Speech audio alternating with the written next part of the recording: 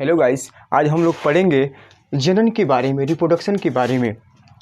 यह टॉपिक बहुत important topic है। कक्षा 10 और 12 दोनों में बोर्ड के एग्ज़ाम में आता है और यह बहुत इंपॉर्टेंट क्वेश्चन है। और आइए हम लोग जनन के बारे में पढ़ते हैं। देखिए, जनन है क्या? देखिए, जनन क्या है? जीवों में होने वाली वह प्रक्रिया, जनन जीवों में होने वाली वह प्रक्रिया है जिसके अंतर्गत जीव अपने जैसे जीव उत्पन्न करता है, उसको हम जनन कहते हैं। जीव अपने जैसे ही संतान उत्पन्न करता है, उसको हम जनन कहते हैं। जनन दो प्रकार के होते हैं। जनन दो प्रकार के होते हैं। जीव दो प्रकार से उत्पन्न होते हैं। जनन दो प्रकार के होते हैं। पहला होता है अलैंगिक जनन, एसेक्सुअल रिप्रोडक्शन। दूसरा होता है लैंगिक जनन, एसेक्सुअल रिप्रोडक्शन। अलैंगिक जनन है क्या? अलैंगिक जनन क्या है? ऐसे जनन जिसमें एक ही जनक के द्वारा जीव उत्पन्न हो। एक ही जनक के द्वारा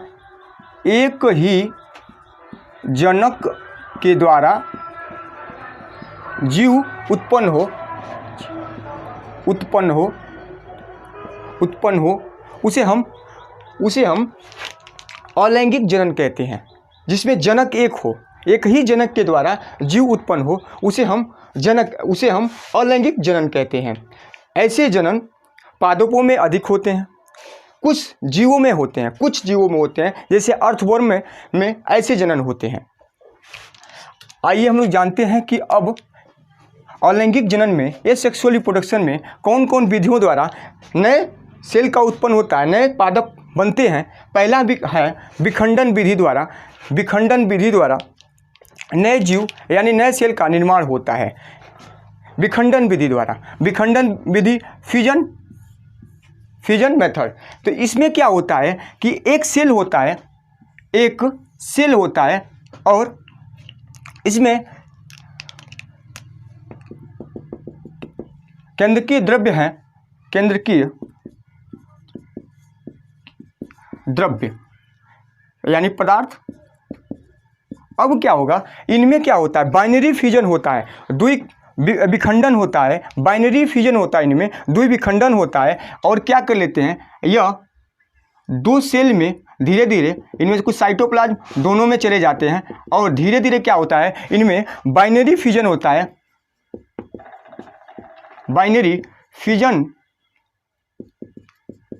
इनमें बाइनरी फ्यूजन होता है और क्या करते हैं, यह बाइनरी फ्यूजन के द्वारा यह दो नए डॉटर सेल का निर्माण कर लेते हैं। ऐसे जनन को हम लोग विखंडन विधि कहते हैं।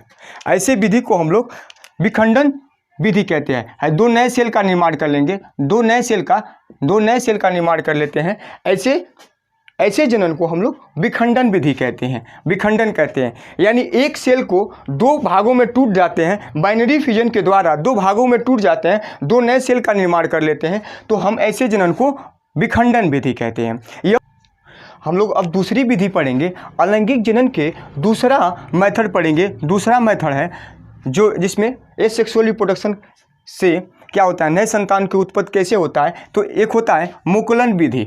मुकुलन विधि में क्या होता है कि एक सेल है, जैसे मान लीजिए ईस्ट ही है, एक ईस्ट है।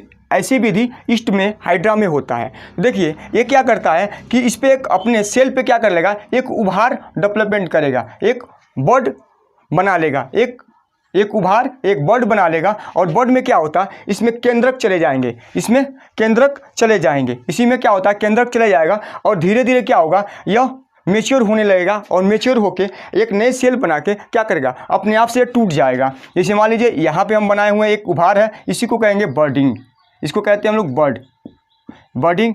ये मुकुलन है, ये बर्ड है, मुकुलन है।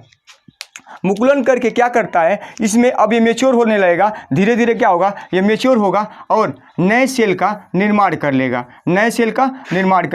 और ये टूट के बाहर आ जाएगा, यह डॉटर सेल हो जाएगा। और फिर क्या करेगा, यह कुछ समय बाद मैच्योर होकर फिर ये भी जनन कर सकता है, फिर अपने जैसे संतान ये भी उत्पन्न कर सकता है, और क्या करेगा, ये भी डॉटर सेल फिर दोबारा जनन के लिए तैयार हो जाएगा। ठीक है, तो यह भी नए डॉटर सेल का निर्माण कर सकता है। ये केंद्रक क्या करते हैं, विभाजित हो जाते हैं, दो बराबर भागों में टूट जाते हैं, ये इसमें केंद्रक ये भी चला जाएगा और कुछ केंद्रक इसमें रह जाएंगे। तो यह देखिए, यह मुकुलन विधि द्वारा क्या करते हैं, नए सेल का निर्माण हो जाते हैं, नए कोशिका का निर्माण हो जाते हैं, नए पादपों का निर्माण हो जाते हैं। चलिए अब हम लोग दूसरा विधि पढ़ते हैं। हम लोग दूसरा पुनरुद्भवन विधि, रीजनरेशन।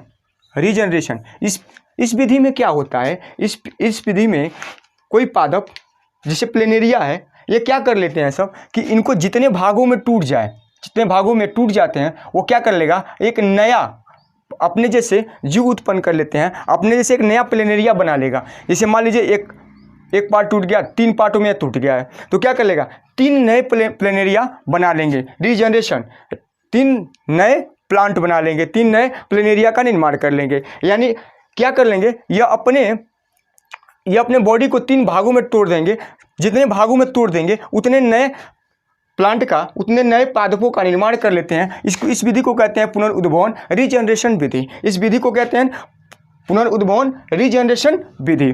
जैसे देखिए, यह प्लेनेरिया है, इसी तरह हाइड्रा भी होता है।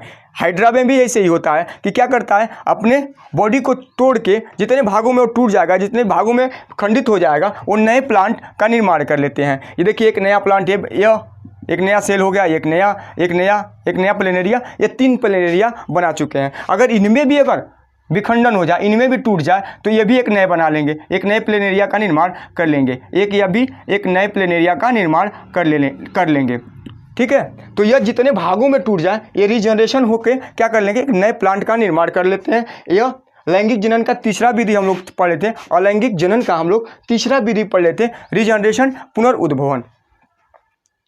चलिए हम लोग चौथा चलते हैं, बीजाणुओं के द्वारा, बायोस्पोर्स के द्वारा। जिसे हम लोग क्लेमाइडोमोनास्क में देखते हैं, क्लेमाइडोमोनास्क, ये क्लेमाइडोमोनास्क है, और राइजोपस में होता है, राइजोपस में ऐसे चल बीजाणुओं के द्वारा नए पादपों का निर्माण होता है, नए जीवों की उत्पत्ति होती है। इनमें क्या होता है, चल बीजाणु बनते हैं, और बीजाणु क्या करते हैं, ये टूट के बाहर निकल जाते हैं, और यही सेल यही चल बीजाणु एक नए सेल का निर्माण कर लेते हैं, एक नए प्लांट का निर्माण कर लेते हैं। तो इनको चल बीजाणुओं के द्वारा, बायोस्पोर्स के द्वारा नए प्लांट का निर्माण कर लेते हैं। एक ही प्लांट से क्या करते हैं, यह चल बीजाणु बाहर निकल जाते हैं। देखिए, ये चल बीजाणु है, ये बाहर निकल जाएंगे, ये सब बाहर निकल के नए प्लांट का निर्माण कर लेते हैं। ये सभी एक एक करके बाहर निकल जाते हैं और क्या करते हैं, नए प्लांट का निर्माण कर लेते हैं। तो ये चल बीजाणुओं के द्वारा भी अलैंगिक जनन में नए जीवों की उत्पत्ति होती है। अलैंगिक जनन में यह चौथा विधि था, चल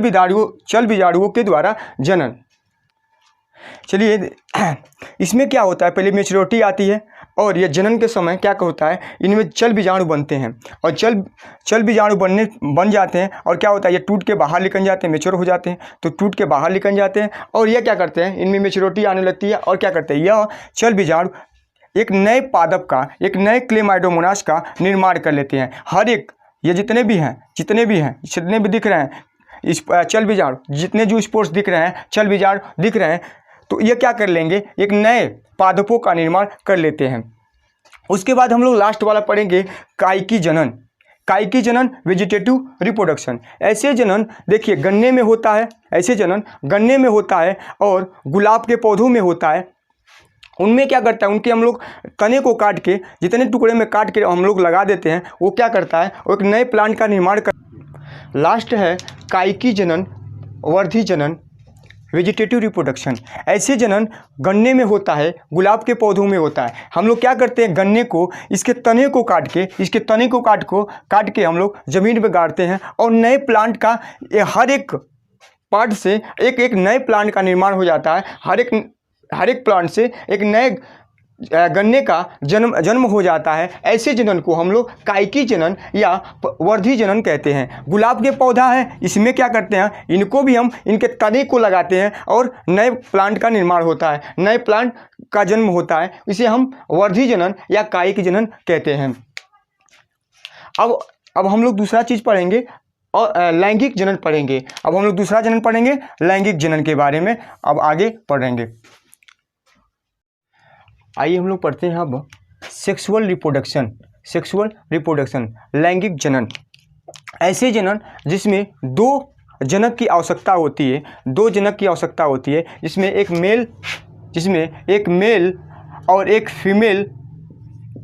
फीमेल की आवश्यकता होती है, दो जनक की आवश्यकता होती है, उसे हम अलैंगिक जनन या सेक्सुअल रिप्रोडक्शन कहते हैं। जैसे मनुष्यों में होता है कि मेल और फीमेल अलग अलग होते हैं, वैसे लैंगिक जनन में सभी क्या होते हैं, जैसे एक मेल और फीमेल की आवश्यकता होती है, दो जनक की आवश्यकता होती है। तो आइए हम लोग पढ़ते हैं कि मेल में कैसे रिप्रोडक्शन होता है। हम लोग जानते हैं कि जैसे मेल में जो मेल का क्रोमोसोम होता है 46 क्रोमोसोम पाया जाता है, मेल में कितने 46 क्रोमोसोम पाए जाते हैं, 46 गुणसूत्र पाए जाते हैं, मेल में 46 गुणसूत्र पाए जाते हैं। अब देखिए इसमें 23 जोड़ी या 46 गुणसूत्र होते हैं, 23 जोड़ी या 46 गुणसूत्र होते हैं। अब देखिए इसमें 22 जोड़ी जो होते हैं, इनमें जो 22 जोड़ी होते हैं ऑटोसोम्स होते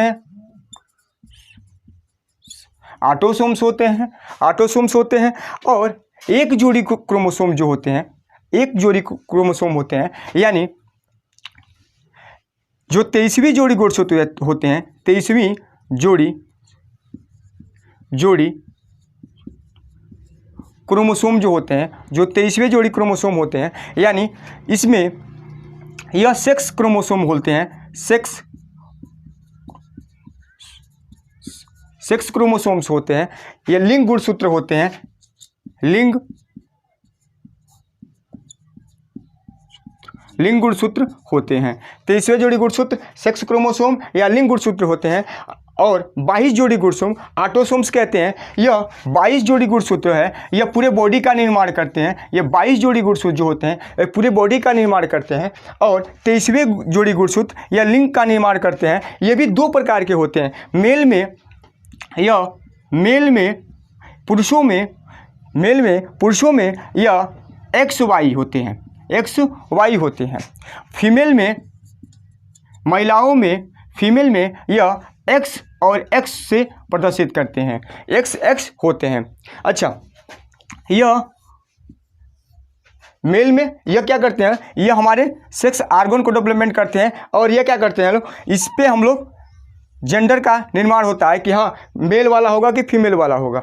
यह 22 जोड़ी गुणसूत्र जो है, जो क्या करते हैं, हमारे बॉडी का निर्माण करते हैं। और यह जनन के समय क्या होता है कि अब देखिए हम लोग मनुष्यों में 46 गुणसूत्र पाए जाते हैं। अब 46 गुणसूत्र में 22 पेयर यानी 44 क्रोमोसोम वो क्या होते हैं, उसको हम ऑटोसोम्स बोलते हैं। यह हमारे पूरे बॉडी को बनाने का काम करता है, और दो क्रोमोसोम यानी 23वें जोड़ी यानी 45वां और 46वां क्रोमोसोम यह होता है सेक्स क्रोमोसोम। यह भी दो प्रकार के होते हैं। मेल के लिए XY, मेल में होते हैं XY, और फीमेल में XX होते हैं। हेट्रोगैमेट और होमोगैमेट। अब देखिए यह क्या है, इसके बाद हम लोग जानेंगे जनन। अब देखिए मेल सेक्स आर्गन है, ये होते हैं डिप्लॉइड होते हैं। मेल सेक्स आर्गन डिप्लॉइड होते हैं, यानी 2n के रूप में होते हैं, डिप्लॉइड होते हैं। और फीमेल भी है, ये भी डिप्लॉइड है। अब जनन की जब क्रिया होती है, तो स्पर्म बनता है टेस्ट ट्यूब में। या मेल सेक्स आर्गन में क्या होता है, स्पर्म होते हैं, टेस्ट ट्यूब में होते हैं। और देखिए इनमें क्या होता है, ये 46 गुणसूत्र होते हैं, इनमें क्या होता है, मियोसिस होता है। मियोसिस की क्रिया होती है, जिससे क्या होती है, मियोसिस की क्रिया के द्वारा मेल स्पर्म बनाते हैं। मियोसिस की क्रिया द्वारा यानी अर्धसूत्री विभाजन, जिसको हम इंग्लिश में मियोसिस कहते हैं। मियोसिस की क्रिया द्वारा यह क्या करते हैं, स्पर्म का निर्माण करते हैं, यानी अर्धसूत्री विभाजन। यानी ये 44A XY है, तो अब हो जाएंगे 22A X और 22A plus Y, 22A Y। ये दो प्रकार के स्पर्म का निर्माण करेंगे, ये दो प्रकार का स्पर्म का निर्माण करेंगे। इसको हम कहेंगे, अब ये जाइगोट बना लेंगे, इसको हम कहेंगे जाइगोट, इसको हम कहेंगे गैमिट्स, सॉरी इसको कहेंगे गैमिट्स, इसको कहते हैं हम लोग गैमिट्स। यह दो प्रकार के गैमिट्स बनाएंगे, इसको स्पर्म बोलेंगे। अब देखिए यहाँ पे डिप्लॉयड थे, यहाँ पे द्विगुणित थे यानी डिप्लॉयड थे, अब क्या हो गए, यहाँ पे अगुणित हो गए, हैप्लॉयड हो गए, हैप्लॉयड हो गए, हैप्लॉयड गैमिट्स बना लेंगे। अब इसी तरह फीमेल में गैमिट्स बनता है। इस क्रिया को, जिस क्रिया के द्वारा यह अर्धसूत्री विभाजन के द्वारा स्पर्म बनते हैं, इसको हम कहते, इस क्रिया को कहते हैं स्पेरोगैमेटोजेनेसिस। स्पेरोगैमेटोजेनेसिस क्रिया के द्वारा यह स्पर्म का निर्माण होता है। स्पेरोगैमेटोजेनेसिस की क्रिया के द्वारा ये क्या, स्पर्म का निर्माण होता है, स्पर्म का निर्माण होता है। अब ये स्पर्म कैसे हो गए, यहाँ पे 2n है, अब यहाँ पे हो गए हैं n और n के रूप में हो गए, यानी हैप्लॉयड के रूप में हो गए।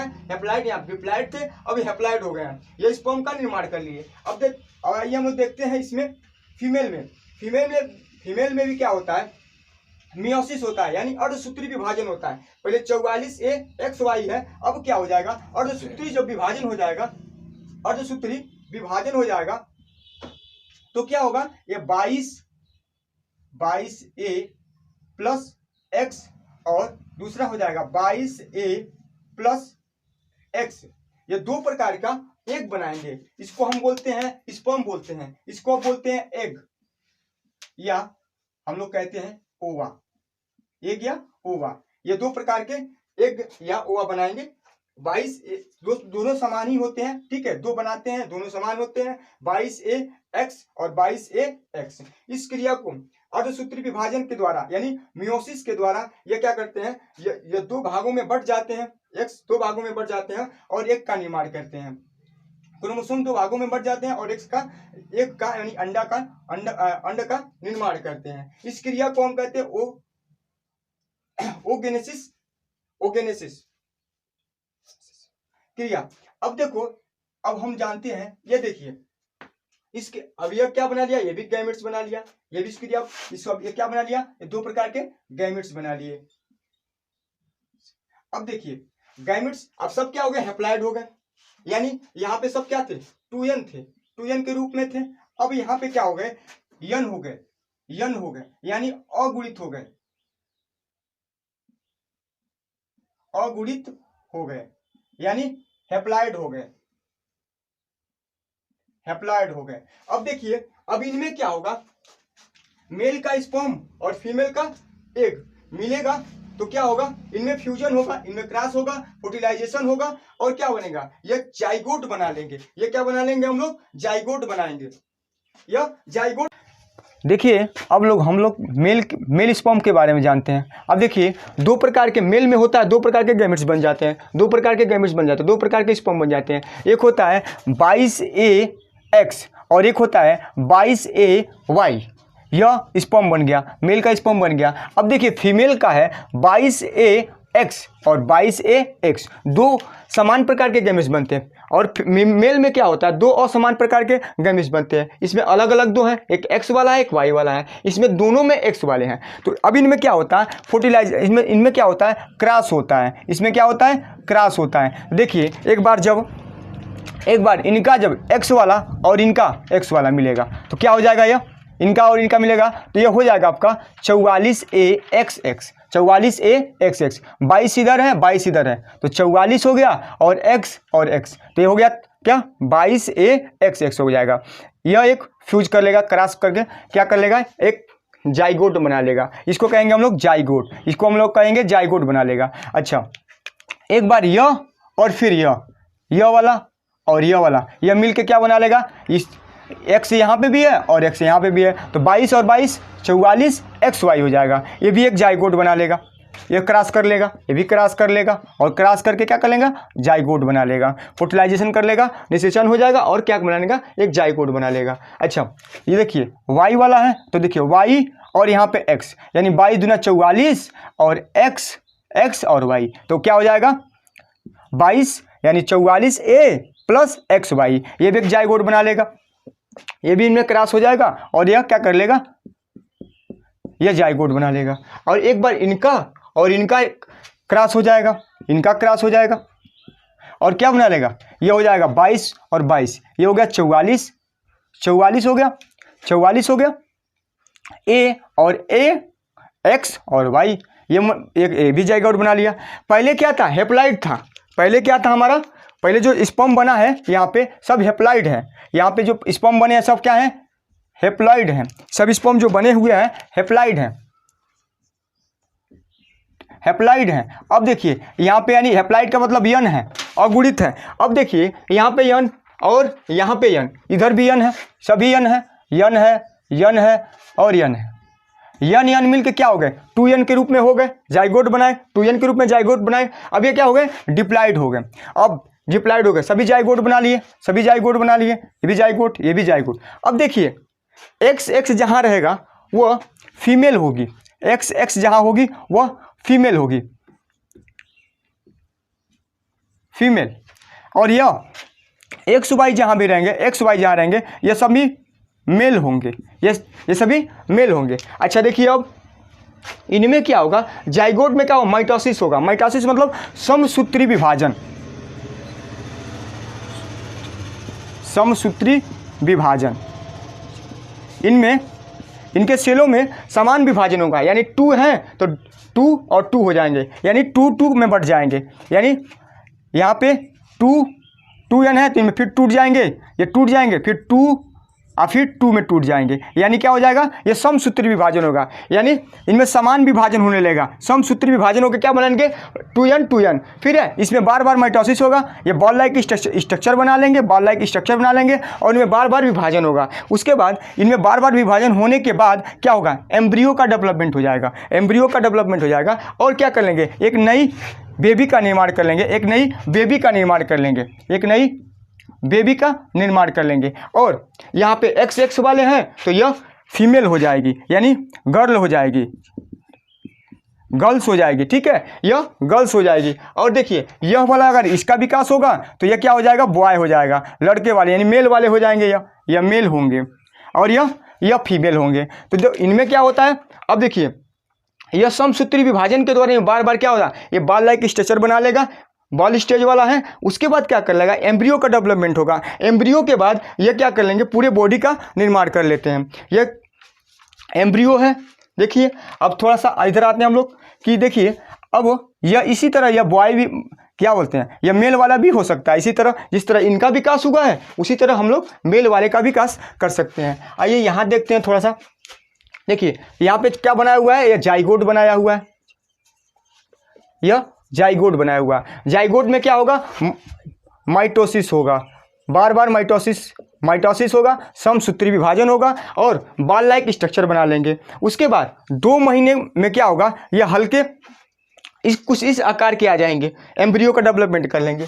2 महीने में क्या हो जाएगा, कुछ इस आकार के स्ट्रक्चर का डेवलपमेंट कर लेते हैं, एम्ब्रियो का डेवलपमेंट कर लेते हैं। उसके बाद अब देखिए 3 महीने में यह 7 से 8 सेंटीमीटर के हो जाते हैं, 3 महीने में यह 7 से 8 सेंटीमीटर के हो जाते हैं और 23 ग्राम के हो जाते हैं। कितने ग्राम के, 23 ग्राम के हो जाते हैं। चौथे महीने में यह हो जाता है 23 सेंटीमीटर यानी 140 ग्राम का हो जाएगा। उसके बाद 5वें महीने में हो जाएगा 27 सेंटीमीटर यानी 10.5 इंच का हो जाता है। उसके बाद 6वें महीने में यह 660 ग्राम का हो जाता है और शरीर में चर्बी बढ़ जाती है और उनमें क्या होता है, झिर्रीदार हो जाते हैं, ऐसे इस रूप में हो जाते हैं। पूर्ण रूप से इसका जो एम्ब्रियो का डेवलपमेंट होगा इस तरह का पूरे बॉडी बन जाएगा। अच्छा यह 7वें महीने में 40 सेंटीमीटर के हो जाते हैं, 40 सेंटीमीटर यानी 15 इंच के हो जाते हैं। और 8वें में क्या हो जाता है, देखिए यह 2.1 ग्राम 2.1 केजी के हो जाते हैं, 2.1 केजी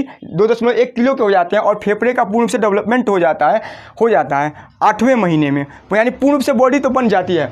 अब इसके बाद 9वें महीने में क्या होते हैं, यह लगभग 3.3 kg 3.3 kg 3.3 kg के हो जाते हैं। लगभग यह संतान 3.3 kg के हो जाते हैं और 20.5 इंच के लगभग ये बच्चे जो हो जाते हैं, यह 10.5 इंच के ये बच्चे हो जाते हैं। अब देखिए यह पूरे मानव में जनन था। ये पूर्ण रूप से कैसे कैसे किस स्टेज में कितने प्रकार कैसे ये जनन होते हैं, ये सब चीज़ें थी। अब या इसके आगे देखिए ये सब चीज़ें अब हो गई हैं। अभी इसके बाद रुक दो जी।